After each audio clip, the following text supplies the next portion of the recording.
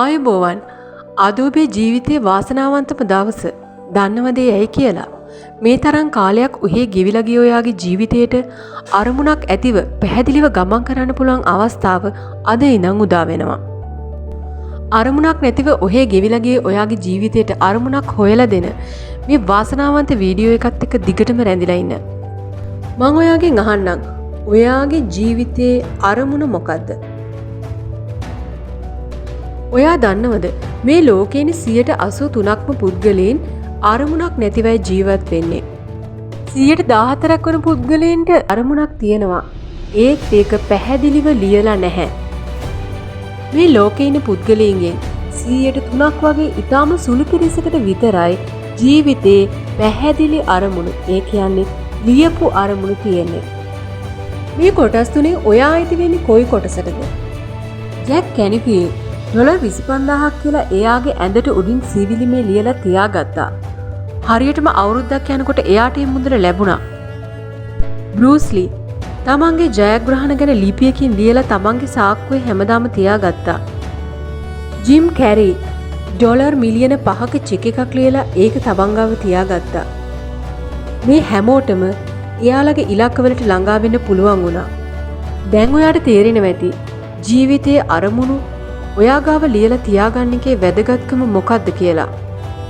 හරි, අපි මුලින්ම බලමු ඔයා කොහොමද ඔයාගේ ජීවිතයේ අරමුණු හඳුනාගන්නේ කියලා. ඇත්තටම ඔයාගේ ජීවිතයේ අරමුණු මොකක්ද? ඔයාට ජීවිතේ ළඟා වෙන්න ඕනේ කොතනටද? ඔයාට අවශ්‍ය දේවල් මොනවද? ඔයා ජීවිතේ සතුටින් ගත කරන්නේ කොහොමද? හදිසි වෙන්න එපා. දවස් 2-3ක් අරගෙන ඔයා නිදහසේ කල්පනා කරන්න. ඔයාගේ ජීවිතයේ අරමුණු එකින් එක හඳුනා ගන්න. එකින් එක ලිස්ට් එකක් විදිහට එක පහළට ලියාගෙන යන්න. ඔයාගේ අරමුණු ඔයාට අවශ්‍ය විදිහට හඳුනා ගන්න. තවත් කෙනෙක්ගේ අවශ්‍යතාවය මත නෙවෙයි. ඇත්තටම ඔයාට ජීවිතේ මොනවද ඕනේ කියන එක ඔයාගේ හිතින් අහලා ඔයා හඳුනා ගන්න. ඔයාට ව්‍යාපාරයක් කරන්න අවශ්‍යයිද? එහෙම නැත්නම් හැමෝම ව්‍යාපාර කරන නිසා ඔයාටත් ව්‍යාපාරයක් පටන් ගන්න ඕනේද? අපි මෙහෙම හිතමු. ඔයාගේ අම්මා තාත්තට අවශ්‍යයි ඔයාව වෛද්‍යවරයෙක් ඉංජිනේරුවෙක් කරන්න. ඇත්තටම ඔයාගේ අරමුණත් ඒකද? ඒ නිසා පළවෙනියෙන්ම ඔයාගේ අවශ්‍යතාවය මොකක්ද කියන එක පැහැදිලිව හඳුනා ගන්න. ඔයා ඇත්තටම ට්‍රැවල් කරන්න කැමතිද? එහෙම නැත්නම් ඔයා සෝෂල් මීඩියා වල පබ්ලිෂ් කරන්න ඕන නිසා ට්‍රැවල් කරනවද? ඔයාට අවශ්‍ය දේ පැහැදිලිව හඳුනා ගන්න. අනේ නිසායි අපි මේ ගෝල්ස් වලට ජෙනුයින් ගෝල්ස් කියලා කියන්නේ. ඒ වගේම අපි හඳුනා ගන්න අරමුණු අපට ළඟා විය හැකි අරමුණු බවට පත්විය යුතුයි. මේ අරමුණට කවදා හරි මම ළඟා වෙනවා කියන විශ්වාසය, ඒ වගේම භක්තිය ඔබ ගාව තිබිය යුතුයි.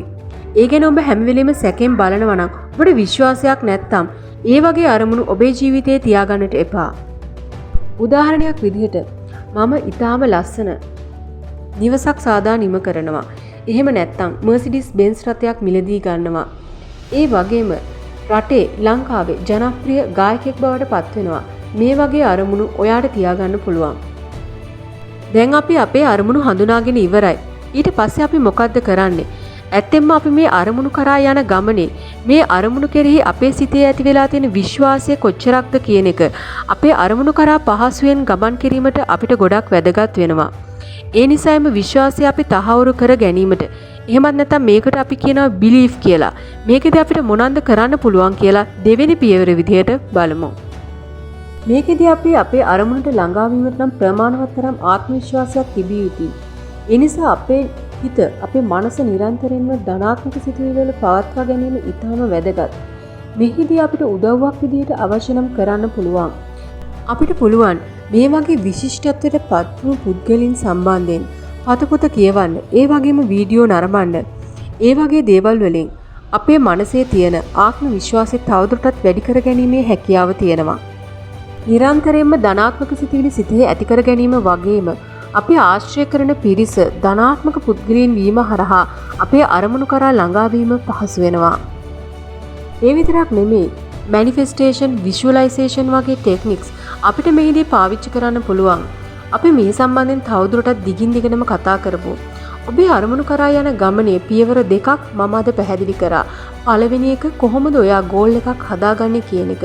දෙවෙනි එක කොහොමද ඒ සඳහා ප්‍රමාණවත් තරම් විශ්වාසයක් ඇති කරගන්නේ කියන එක. මේ කරුණු දෙක ඔබ හොඳින් අධ්‍යයනය කරන්න, ඔබේ ජීවිතයට ලං කරගන්න. අපි බලමු තව මොනවද ඉස්සරහට තියෙන පියවර ඔබේ අරමුණ කරා ළඟා වීමට. ප්‍රමාණවත් තරම් විශ්වාසයක් සහ ප්‍රමාණවත් තරම් භක්තියක් තියෙනවා නම් ඔබට මේ අරමුණු කරා පහසුවෙන් ළඟා විය හැකි බව ඔබ ප්‍රබලව විශ්වාස කරන්න. අදින් පසුව ඔබ ඔබේ ජීවිතයේ අරමුණු කරා ළඟා වෙන බවත් ඒ කිසිවෙකුටත් නතර කළ නොහැකි බවත් ඔබ විශ්වාස කරන්න. ඔබට ඔබේ මනස වෙනස් කළ හැකි නම් ඔබට ඔබේ ජීවිතය වෙනස් කළ හැකි බව ඔබ විශ්වාස කරන්න. If you can change your mind, you can change your life. මේ වීඩියෝ එක වටිනවා කියලා හිතෙනවා නම්, ඔයාලට වැදගත් කියලා හිතෙනවා නම් ඔයාලගේ යාළුවොත් එක්ක ෂෙයා කරගන්න. ඒ වගේම subscribe කරන්න.